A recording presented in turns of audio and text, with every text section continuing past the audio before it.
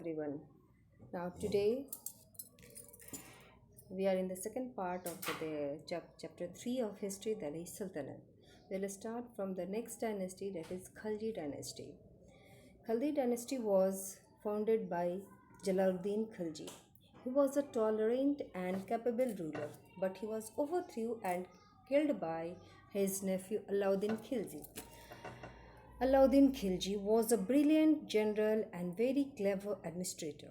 He dreamt of conquering the whole world. He called himself as the second Alexander.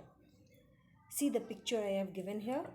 Expansion of the empire. Now we will see how he expanded his empire, how powerful he was.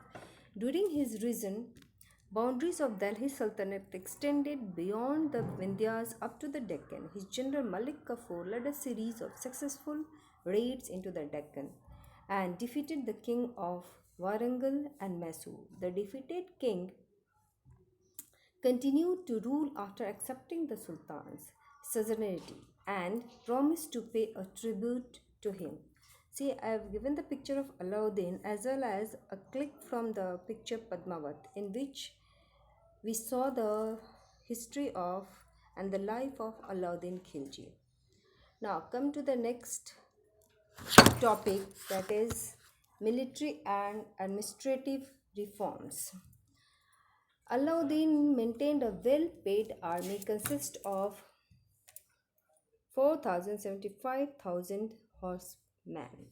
He introduced the system of branding the horses called daga and a system of maintaining a profile of soldiers called chehra. What about market policy? His market policy was very strong. He started a system of fixed price of different commodities. Separate markets were established under market superintendents or sahanas. There were three main markets, one for food grains, one for costly clothes, and one for the slaves, horses, and cattle. Now, what about architecture and literature in his period? He was a great patron of art and literature, though he himself was illiterate.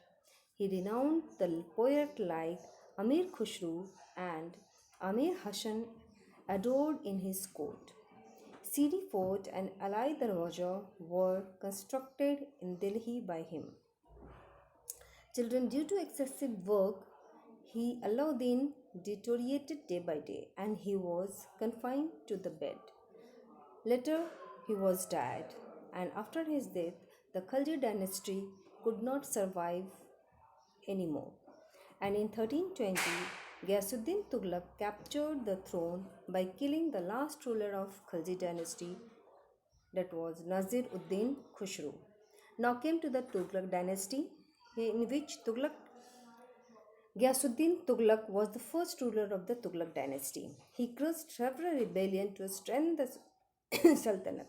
He undertook a number of welfare measures for his subjects, like he constructed dams, bridges, channels, and gardens. He imposed the means of communication, transport, and postal system. He forbade the manufacture and sale of liquor, though he belonged to a Muslim community. He built the fort in Delhi called Tughlaqabad Fort. Later on, he was succeeded by his son Jana Khan, who later on known by Muhammad bin Tughlaq. He was a very learned man and he wanted to strengthen his empire by introducing so many new steps. He came forward with many administrative reforms for the welfare of his subjects. These are taxation, first of all, taxation on Doab. To increase his finance, he raised the land revenue in the Doab region. Unfortunately, it coincided with a severe famine. Due to this, a large number of peasants abandoned their land and went elsewhere, while other groups revolted against it. Hence, he has to withdraw his order.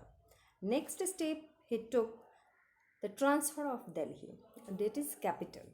The transfer of his capital from Delhi to Devgiri, which he renamed it Devgiri as Daulatabad. He not only transferred the capital but he also ordered the entire population of Delhi to shift to Daulatabad.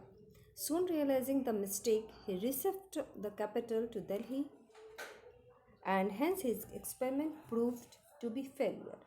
The next he introduces the token currency. He introduced a token currency that is of brass and copper, which equal in value to the gold and the silver coin. These coins were called as tankas.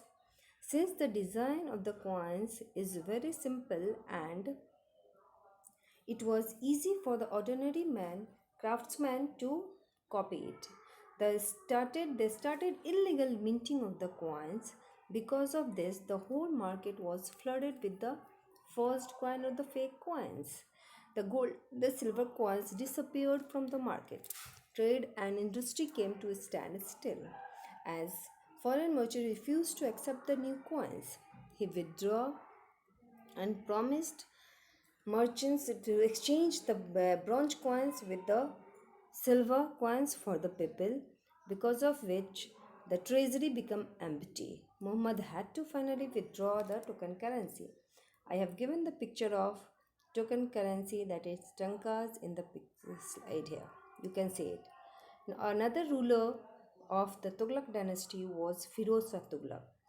As Muhammad bin Tughlaq lost his control from the capital and died in 1351 AD. After his death, his cousin Firoz Shah was nominated as the Sultan by nobles and the ulemas. Then he was called the reformer.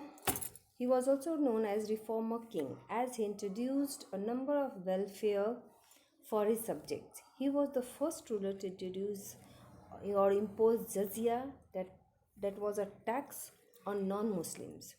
His welfare activities was he constructed canals, wells, tanks, and rest houses for the public. He laid out about 1,200 gardens in the vicinity of Delhi. He established many schools, colleges, monasteries, and libraries. He founded many new towns such as Jaunpur, Firozapur, and Firozabad. Firoz died in 1388 AD. After his death, the Sultanate of Delhi began to disintegrate and most of the provinces declared themselves as independent. In this way, children, the second part of this chapter, I stop here. We will meet in the next third part. Till then, goodbye. See you. Thank you.